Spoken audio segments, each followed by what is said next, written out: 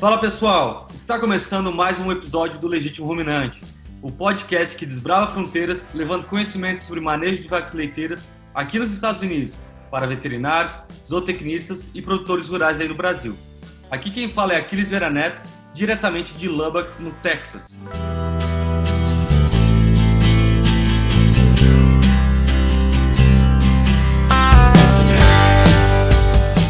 Bom pessoal, no episódio de hoje a gente vai entrevistar o professor Ricardo Schebel. O Schebel, ele é atualmente professor na Universidade da Flórida, no Colégio de Medicina Veterinária. Ele se formou também em Medicina Veterinária na Universidade Paulista em São Paulo e depois fez a sua residência e um mestrado na Universidade da Califórnia em Davis.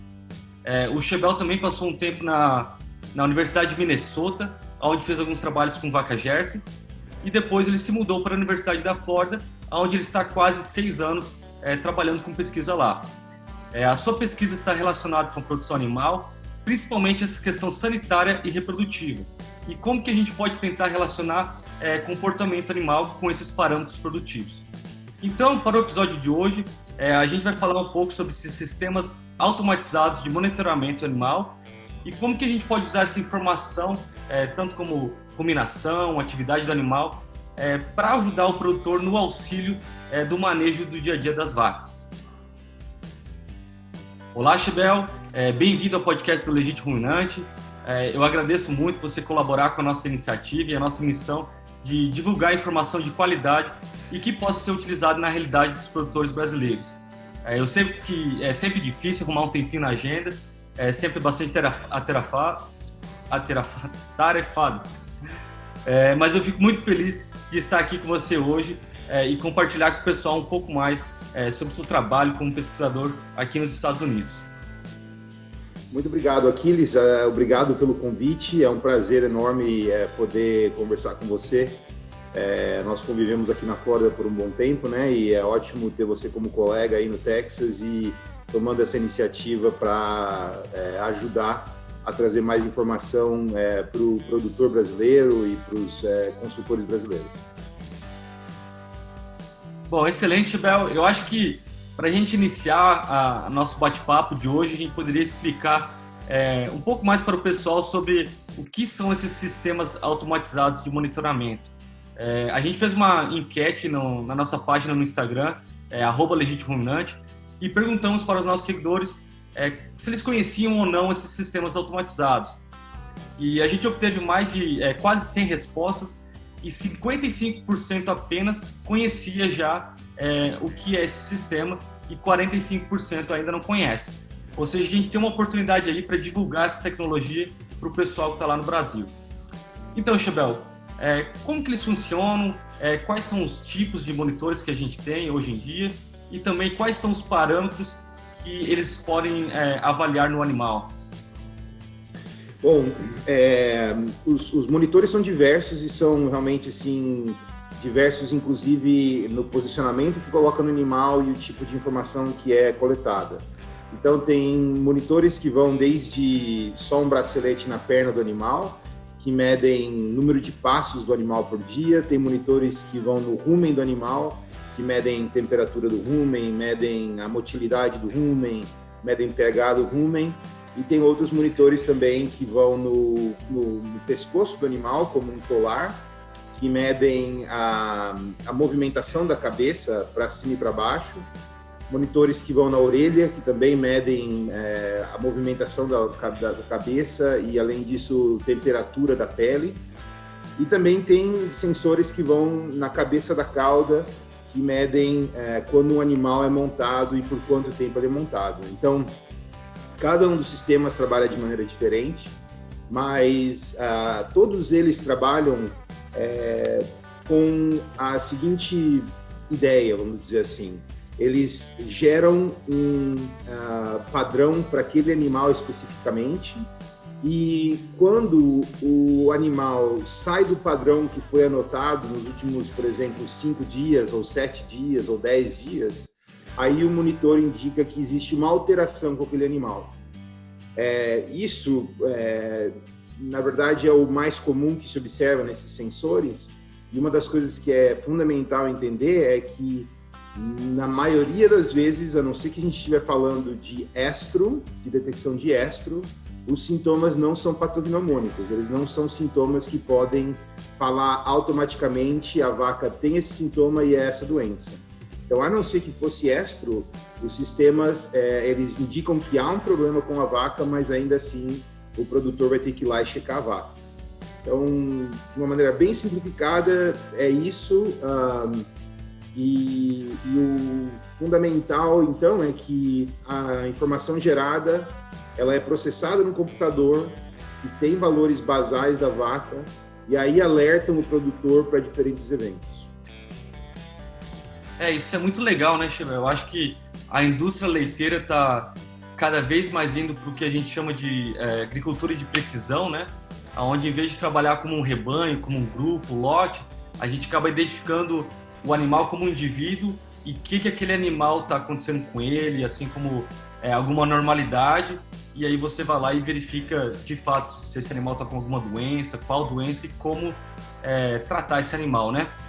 É interessante porque o que você falou é justamente o que aconteceu nessa progressão da década de 50, onde as fazendas eram pequenas e o produtor e o veterinário se preocupavam com o indivíduo. Daí chegou ali para a década de 80, 90, 2000, quando as fazendas se tornaram muito grandes e aí o indivíduo se tornou menos importante, e aí a população era mais importante, o grupo era mais importante. E agora, graças à disponibilidade desses sistemas, existe de novo a possibilidade de começar a tratar o animal individualmente, ou pelo menos dentro da fazenda, criar grupos específicos que têm necessidades específicas. E eu acho que é uma das coisas que a gente vai conversar depois e é provavelmente parte do que realmente interessa ao produtor. Um comentário só, apesar de isso estar se tornando mais popular hoje em dia e mais disseminado, isso não é necessariamente novo, né? O Israel, em particular, é um país que tem utilizado esse sistema há muito tempo, principalmente o sistema de pedometria, né? Isso vem desde a época da década de 70, 80, quando começaram a ser desenvolvidos. Mas, sem dúvida alguma, a aplicação da maneira como a gente tem feito hoje em dia é bem novo, é bem algo diferente. Então, justamente seguindo esse seu raciocínio, de como que a gente pode aplicar isso, como que, de forma prática, o produtor, hoje em dia, ele pode usar essa informação gerada por esses diferentes métodos de monitoramento, que podem auxiliar a questão reprodutiva. Você já comentou um pouco sobre a questão do estro e talvez no diagnóstico de doença. Bom, eu dividiria os sistemas para o produtor em 2 níveis, exatamente como você disse. A parte reprodutiva e a parte de monitoramento de saúde do animal. Na parte reprodutiva, o sistema, então, por exemplo, o sistema com o qual a gente trabalha é um sistema que monitora a atividade do animal, baseado na movimentação da cabeça para cima e para baixo, e monitora também a ruminação do animal, baseado na abertura da boca, a mastigação, a ingestão do bolo ruminal e a regurgitação.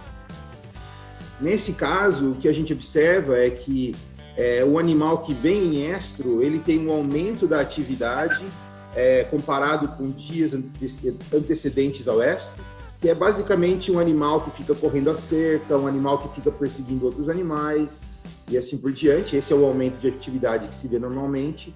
E também tem uma baixa na ruminação, e a baixa da ruminação está associada com o aumento do estradiol, que causa o estro e diminui o apetite do animal. Então, isso é a base do sistema, o sistema que a gente usa, por exemplo. O sistema de pedometria é baseado no aumento de passos que o animal tem comparado com dias antecedentes, e assim por diante. O sistema de montagem, que é o que chama HeatWatch, é um sistema mais complexo, um sistema mais difícil de ver comercialmente, porque ele é um pouco mais pesadão e mais complicado de se utilizar, mas ele tem um sensor que o animal monta, né? Ele é montado por um outro animal, aquele sensor é apertado e daí calcula quanto tempo ela ficou parada para ser montada, número de montas, quando começou e quando terminou e assim por diante. Todos os sistemas que então o monitorzinho capta a informação do animal e vai enviando mensagem para uma antena. E aí a antena envia a mensagem ou a informação para o computador, e daí o algoritmo interno do computador determina o que está acontecendo com o animal, e se o animal está em cio, se não está em cio, e assim por diante. Na parte reprodutiva, é indiscutível que quando um produtor quer usar o sistema para reprodução, quer usar mais inseminação em cio, esses sistemas se tornem bem interessantes, principalmente quando você não tem canzis para prender todas as vacas todo dia e colocar pintura ou colocar um petzinho, né, para o animal que sai, para o animal ser identificado. Também é viável quando você não tem uma pessoa para ficar lá todo dia observando os animais. E é principalmente viável, como eu disse, então, para as fazendas que estão interessadas em inseminar mais vacas em cio. Uma das coisas que é interessante do sistema é que ele realmente ajuda também na reinseminação de vacas vazias. E esse é um ponto que realmente é bem chamativo, porque como a fertilidade do primeiro serviço é de só 40%, 45%, e como a fertilidade dos serviços subsequentes é baixa, e como a gente não pode palpar, né, diagnosticar o animal vazio antes de 28 dias, com o uso do sistema, a gente observa em muitas fazendas uma redução do intervalo entre inseminações. Então, na parte reprodutiva, eu acredito que esse é uma maneira como já tem sido utilizado normalmente, e para mim, eu acredito que é a parte mais estabelecida desse processo, de utilizar isso para inseminação.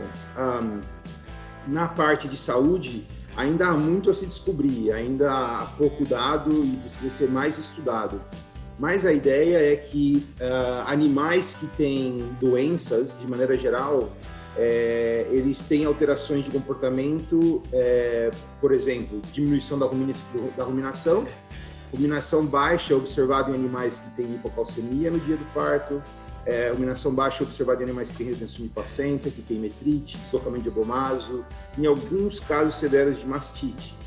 A redução da atividade ou de caminhar é observado quando o animal tem casos de claudicação severa, quando ele tem metrite, deslocamento de abomaso e assim por diante. Então, de novo, o sistema está monitorando o animal começa a desenvolver a doença, o sistema já vai mostrando que há uma queda na ruminação, que há uma queda na atividade, e automaticamente o sistema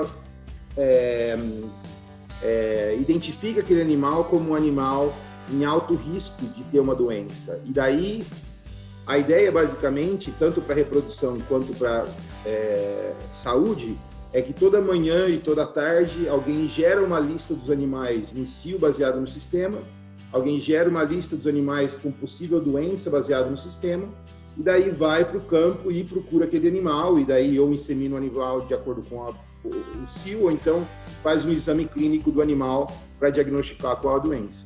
Então, de uma certa maneira, já talvez até me antecedendo, eu vou parar de falar aqui para a gente continuar a discussão, tem que gerar a informação tem que ser decodificada pelo computador e a informação tem que ser estudada por quem trabalha com a fazenda e tomar uma atitude, porque não adianta nada ficar gerando um monte de dados se você não toma nenhuma atitude com a informação que foi gerada. E eu acho até que vale o comentário, né, Chebel, que esse tipo de sistema ele é muito bom para melhorar a sua taxa de identificação de cio, né, que nem você comentou, diminuir o intervalo entre as inseminações. Só que também é muito importante para o pessoal entender que eu acredito que isso é uma ferramenta adicional, ou seja, isso vai te ajudar, é um auxílio, tem algumas situações que é viável usar esse tipo de sistema, mas a gente não pode esquecer o básico. Ou seja, se quer melhorar a reprodução, tenha cuidado das suas vacas, faça um manejo de condição corporal, o pós-parto, identificação de doença, tratamento. Ou seja, é uma ferramenta boa, mas não vai resolver seus problemas. Você tem que olhar como um todo, né? Sem dúvida alguma, sem dúvida alguma. Não é um sistema que resolve casos de metrite, não é um sistema que melhora a condição corporal das suas vacas, não é um sistema que coloca comida e água na frente das vacas, é um sistema que simplesmente auxilia, como você disse aqui, exatamente. Bom, Chibel, e eu sei que recentemente teve uma publicação sua onde vocês avaliaram o uso dessa tecnologia em uma fazenda de vacas de alta produtividade, que tinha problema na identificação de cio, ou seja, era uma fazenda que possivelmente poderia melhorar com esse sistema. Você poderia fazer alguns comentários de o que você observou nesse trabalho, só para a gente ter uma perspectiva de aplicação em uma fazenda onde tinha essa oportunidade de melhora na questão reprodutiva. Ok. Resumidamente, é uma fazenda de, como você disse, de alta produção, mas que a gente sabia que tinha alguns problemas graves de reprodução, porque a taxa de prenhez a cada 21 dias era por cerca de 18% a 19%. Então, a gente sabia que tinha alguma coisa que precisava melhorar. O produtor estava interessado na ideia, e basicamente o que a gente fez foi, nós não mudamos nada do que ele fazia, mas a gente adicionou a informação do o sistema automatizado para identificação de estro. A nossa teoria inicial era de que ia aumentar a velocidade com que as vacas eram inseminadas. E de fato a gente observou um pouquinho disso. As vacas eram inseminadas um pouco mais rápido com o colar, né, com o sistema que a gente usou. Mas o que foi mais impressionante para a gente foi que os animais inseminados baseado no sistema automatizado, inseminados e que receberam transferência de embrião também, foram animais que tiveram uma prenhez bem mais alta, quase 20% mais alta a prenhez desses animais. Então, o que a gente descobriu nesse estudo foi que, apesar de a fazenda ter uma taxa de inseminação relativamente boa, eles estavam inseminando muita vaca que não estava em cio de fato, ou estavam transferindo embrião para animal que não tinha estado em cio. E com isso, com a utilização do sistema, a gente melhorou a acurácia da detecção de cio, e com isso a gente melhorou a prenhez por inseminação e a prenhez por transferência de embrião. Então, é algo interessante porque a gente sempre pensa, né, vai melhorar a taxa de inseminação. Às vezes uma fazenda tem uma boa taxa de inseminação, mas porque a pessoa está desesperada para inseminar qualquer coisa que está andando, né? E daí acaba que a fertilidade daquelas inseminações ou transferências são ruins. Para nós, o que foi também bem surpreendente é que mesmo a transferência de embrião beneficiou muito do sistema. E isso realmente foi impactante. A última parte que eu vou discutir rapidinho é que a gente viu um efeito muito mais importante desse sistema nos animais acima da média da produção do rebanho. Então, como a gente sabe que animal de alta produção demonstra cio de pior qualidade, cio mais curto, menos intenso, a nossa interpretação disso é que o sistema foi mais preciso na detecção de cio desses animais de alta produção que tinham um cio menos evidente e que daí o pessoal da fazenda errava mais. É essa a nossa interpretação. Muito legal. Então a gente vê que é um exemplo de que não necessariamente aumentou a taxa de inseminação, mas melhorou o momento que você fazia a inseminação, ou seja, você detectava na hora que era para realmente ser feita aquela inseminação, e a gente sabe o quanto que isso é importante, né? Mas então, Chibel, esse foi um caso aqui nos Estados Unidos, né? Como é que está a situação lá no Brasil para os proprietários e tal? Esse tipo de produto já está disponível? Você poderia comentar um pouquinho disso? E talvez, eu não sei se você tem muita questão do custo-benefício a nível de Brasil. Se valeria a pena talvez implementar essa tecnologia e algumas situações alguns critérios críticos de tipo, bom, nesse caso vale a pena eu tentar ir atrás dessa tecnologia e ver se o custo-benefício se encaixa na minha propriedade, né? Cada propriedade é diferente, né? Você poderia fazer um comentário sobre isso? Sim, bom, existem esses sistemas no Brasil já, tanto os sistemas de pedometria, quanto os sistemas de colar, como de brinco também. Eu não sei qual que é a disseminação do uso de sistemas de bolos ruminais, isso eu não conheço, mas eu sei que existe uma companhia brasileira que faz os sistemas de colar, existem a SCR, que é com o pessoal da Alflex, que vende o sistema de colar também, e tem o pessoal do AFMIL, né, que também vende o sistema de pedometria. Eu tive no Brasil há um tempo atrás e eu falei sobre esses dados que a gente acabou de discutir e nessa fazenda a gente também fez um cálculo econômico do benefício que ia ter de usar o sistema versus não usar o sistema. E o que foi interessante é que dentro daquele cenário, dentro dos valores que a gente colocou, né, de preço do leite, preço do bezerro, preço de reposição e assim por diante, a gente observou que eram relativamente equiparáveis com os dados do Brasil. Então, dá para fazer vamos dizer assim, uma recomendação baseada nesses dados que a gente teve aqui, porque eles são realmente comparáveis com os dados do Brasil. Então, vamos lá. Se uma fazenda tem, por exemplo, aí a gente está falando só da parte de reprodução, porque esse é um dos problemas que a gente ainda não sabe qual que é o benefício real de usar isso para detecção de doença. E a gente tem muito pouco dado sobre isso, é muito mais difícil de calcular. Então eu vou falar do que se sabe, depois eu posso especular da parte de doença se você quiser.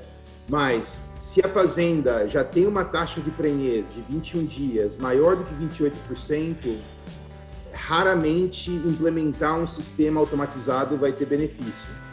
Porque a gente sabe que quando a taxa de prenhez do rebanho aumenta de 28% para 29%, o ganho por vaca por ano é muito pequeno. Porém, se o rebanho sobe de uma taxa de prenhez a cada 21 dias de 15% para 16%, o ganho é muito maior, né? Então, eu diria que a ponto de corte da taxa de prenhez seja aí 28% mais ou menos. Se tiver mais do que isso, provavelmente não vai valer a pena. Porém, no Brasil, 90% das fazendas que eu conheço estão com taxa de prenhez abaixo de 16%. Então, provavelmente, essa é uma preocupação que a gente não vai ter no Brasil.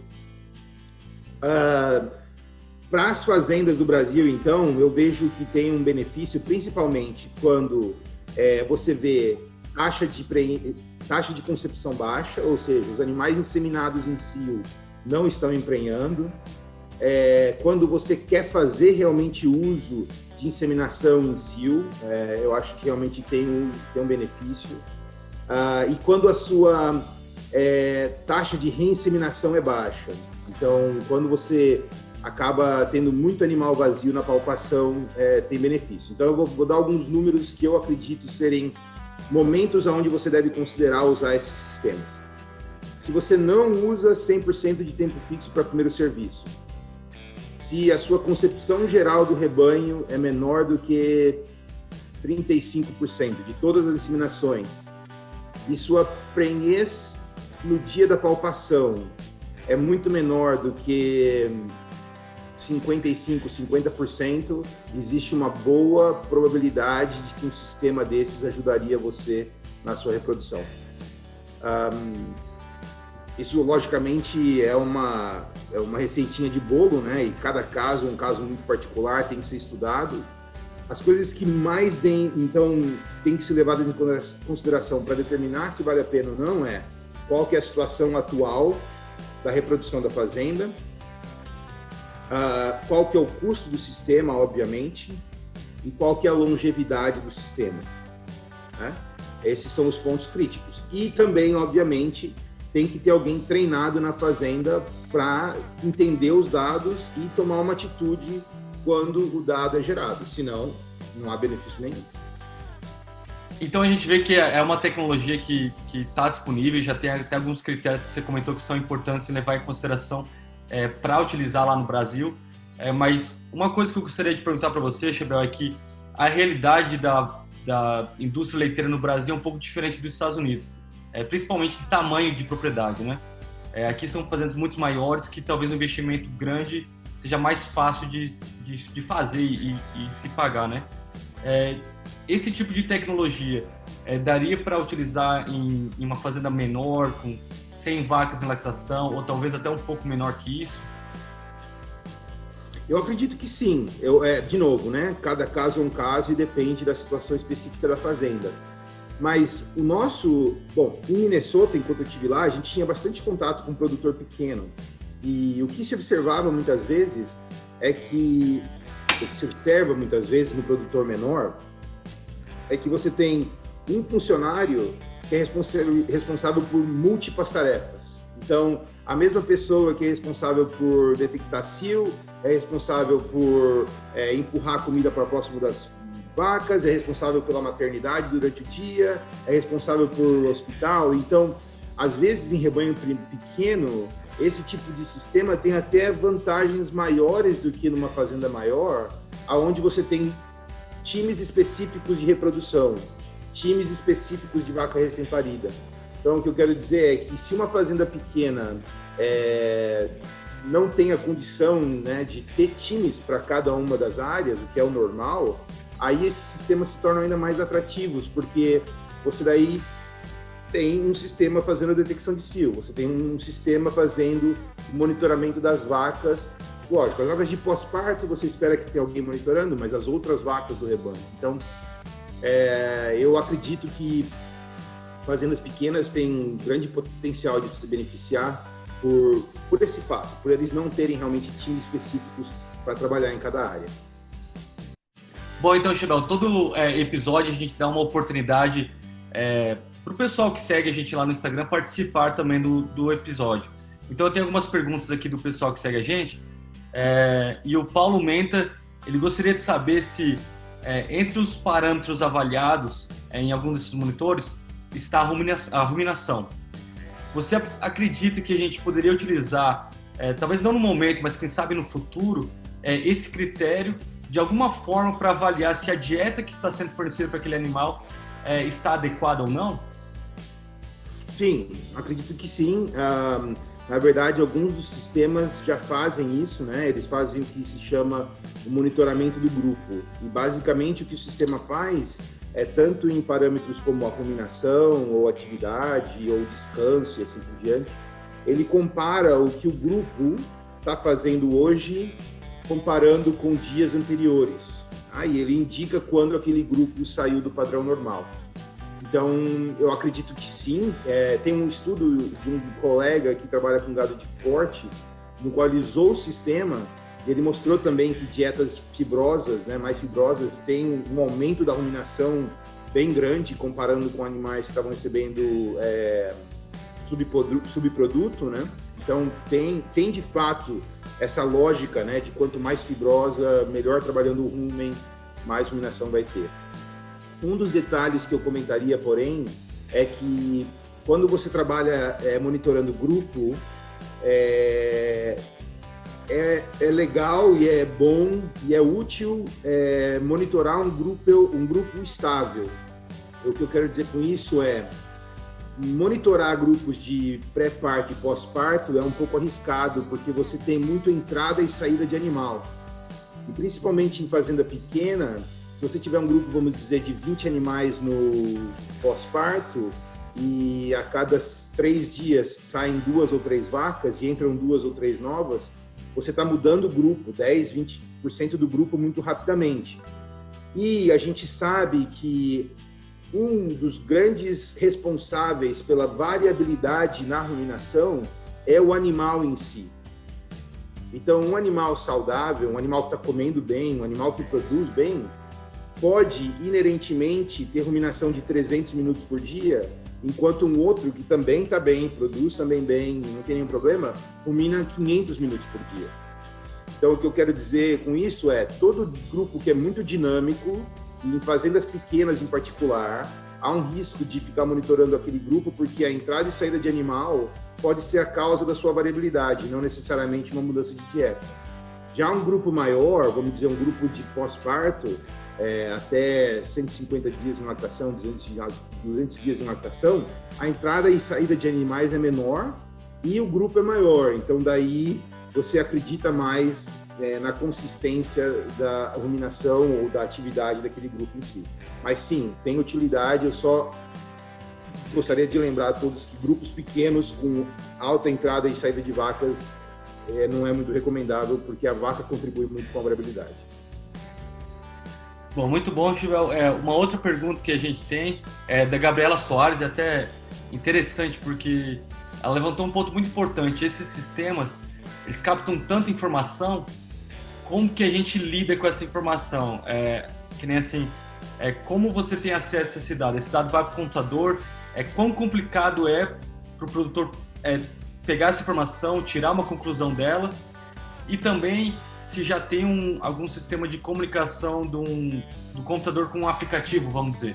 Que às vezes o cara está lá no curral, lidando com a vaca, e já olha, essa vaca tinha tanta atividade, ruminação, etc. Sim, então o sistema geralmente é um monitor pequeno, né, que está na orelha, no colar, está no pé da vaca e está gerando informação. E como a capacidade de armazenamento é pequeno, geralmente ele pega esses dados, emite por uma antena, capta e envia para o computador. O computador tem então um software que decodifica a informação e já gera informações novas, algoritmos são calculados e gera informação. Esse animal está em cio, esse animal tem baixa ruminação, talvez esse animal esteja muito parado, e aí começa a criar listas de animais em cio, listas de animais com problemas de saúde, provavelmente, lista de monitores que não estão funcionando e assim por diante. Então, dessa maneira que ele está gerando essa informação, e daí que se torna a informação viável para ser usada. Caso contrário, ela tem toda a razão. Seria gerar um monte de informação que, no final das contas, não serve para muita coisa além de pesquisa. A maioria dos sistemas que eu conheço, todos têm aplicativos, e aplicativos que trabalham tanto para iOS quanto para Android, né? Então, eles realmente são sistemas interessantes. Basicamente, é como se você estivesse olhando a tela do computador, e aí você pode clicar, inclusive, na vaca, e daí entender um pouco mais, tanto na parte de atividade, ruminação da vaca, mas também alguns dos sistemas conectam com o software gerenciador da fazenda. E daí você consegue ver mais informação da fazenda ainda, ou da vaca em particular. Bom, excelente. E eu acho até que vale um comentário, né, que a gente está caminhando para assim, o nosso futuro cada vez a gente vai saber mais daquele animal. E eu acho que a gente tem que usar essas informações conjuntas, que nem criar um logaritmo onde você usa ruminação, atividade e também a produção de leite. Às vezes aquela vaca desviou o leite e até isso é algo que possivelmente no futuro eu gostaria de gravar um episódio, que é a questão de fazendas que usam os robôs, né? Porque o robô gera tanta informação, Exato. Mas a gente ainda não sabe usar toda aquela informação, ou seja, é algo que possivelmente... Mas assim, pensando daqui 10 anos, 15 anos, eu tenho certeza que a gente vai avançar e saber utilizar um pouco melhor essa informação. Chebel, muito legal toda a informação que a gente discutiu até o momento. Acho que deu para dar uma boa ideia para o pessoal o que é esses sistemas e como que a gente já está utilizando eles, né? E uma coisa que eu acho que ficou clara é que essa parte de reprodução está, de certa forma, bem estabelecida, já é bem aplicada a campo e tem resultados positivos dependendo da situação da propriedade. Mas eu gostaria que assim, para a gente finalizar, aonde que você vê que a gente precisa trabalhar mais, o que está sendo feito no momento em termos de pesquisa, no seu grupo ou outro grupo que você conhece, aonde a gente está caminhando, né? Que nem essa questão da sanitária, né? Diagnóstico de doença, que é um pouco mais complicado, que tem espaço para melhoria. Você poderia comentar nesses aspectos? Sim, então, assim, uma das coisas da reprodução, eu sei que você perguntou sobre a saúde, mas é uma das coisas da reprodução que provavelmente vai revolucionar a maneira como a gente maneja a vaca, é que o sistema vai permitir para a gente decidir o que fazer com um grupo de animal baseado no que ela mostrou no pós-parto. Então, se é um grupo de animal que mostrou cio forte até 40 dias em leite, é um grupo que eu não preciso colocar em tempo fixo e eu posso inseminar baseado em cio. Enquanto que o outro grupo é um grupo que não mostrou cio, eu já coloco num protocolo de tempo fixo agressivo. Isso é uma das coisas que a gente está fazendo num projeto, numa fazenda aqui. E eu acredito que esse vai ser o futuro, porque a gente vai ter mais pressão para usar menos e menos hormônio. Então, acho que é uma das coisas na reprodução que vai se diferenciar. Na parte de saúde, o Julio Giordano, de Cornell, fez alguns estudos interessantes há uns 6, 7 anos atrás, que mostrou que o sistema, para doenças metabólicas em particular, ele avança ou faz o diagnóstico daquela doença 2 dias mais cedo do que você diagnosticaria observando a vaca. Então, para doenças metabólicas em particular, é um sistema que tem vantagens importantes. Eu acho que o que vai ter que realmente ser estudado, bom, vamos dizer assim, pelo fato de não ser patognomônico, todo mundo que usa isso para a saúde vai ter que fazer o exame do animal. Então, isso já está estabelecido, isso eu não acredito que vai mudar. O que vai ser importante a gente entender e aprender e se eu vou lá e examino um animal, e apesar de ele ter baixa ruminação, ele não tem nenhuma doença clínica, o que eu faço com ele? Como que eu posso tratar esse animal para ter certeza que essa baixa de ruminação não desenvolva em cetose, não desenvolva em deslocamento de obomase? Eu acho que é isso que tem que ser feito no futuro.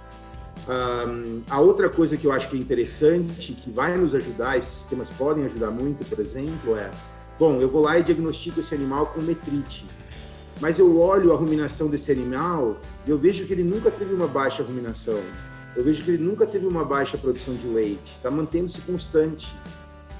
O que a gente está aprendendo é que provavelmente a gente não precisa tratar esse animal, porque provavelmente é um animal que vai ter cura própria e que não vai perder em produção de leite, não vai perder em reprodução. Então, é uma outra área que agora, ao invés de pensar em utilizar o sistema para intervir, é utilizar a informação do sistema para não intervir num animal que não precisa receber antibiótico. Eu acho que essa é uma das coisas que realmente vai ajudar a gente a manejar melhor essa questão de antibiótico, de tratamento e assim por diante. E a última coisa que eu acho que realmente vai ser a cereja no topo do bolo é quando a gente conseguir utilizar as informações geradas pelo sistema para diagnosticar com 1 ou 2 dias em leite que o animal vai ter metrite. Quando a gente conseguir utilizar o sistema aos 7 dias em leite, se o animal é um animal de alto risco de morrer aos 30 dias, 60 dias em leite. E é nessa área que a gente tem trabalhado agora, e eu sei que tem outras pessoas também trabalhando com isso. Basicamente, juntar essa informação das fazendas de precisão, com esse monte de dado que se gera na fazenda, com inteligência artificial e machine learning algorithms e assim por diante, onde a gente cria novos algoritmos para dizer para o produtor: essa vaca está clinicamente com metrite, mas não deve ser tratada, porque ela vai se curar sozinha. Ou ela pariu e você fala para o produtor: essa vaca não vai ter doença, você pode colocar ela no curral de alta produção, essa vaca pode ter doença, é melhor manter ela nesse hospital. Ou então, essa vaca desenvolveu mastite com 10 dias e você já sabe que é uma vaca que provavelmente vai morrer ou vai ser descartada, nem trate a mastite, já envia o animal para o abate. Eu acredito que é esse o futuro desse sistema, é onde realmente vai fazer uma grande diferença econômica e vai fazer o sistema ser mais valioso também para a fazenda.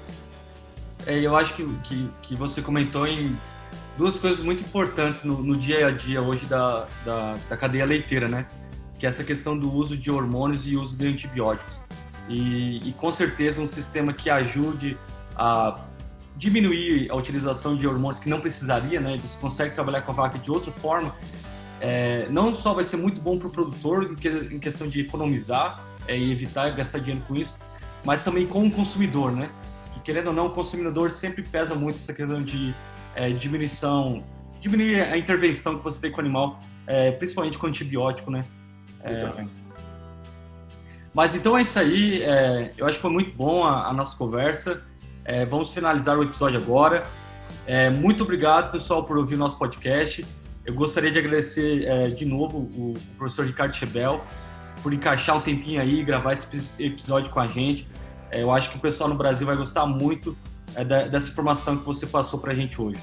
Muito obrigado, Schebel. Foi um prazer conversar com você hoje e esclarecer um pouco mais sobre essa tecnologia que certamente vai estar mais e mais presente no futuro aí nas propriedades leiteiras. Aquiles, muito obrigado pelo convite e a gente vai se falando. Qualquer coisa, estamos à disposição.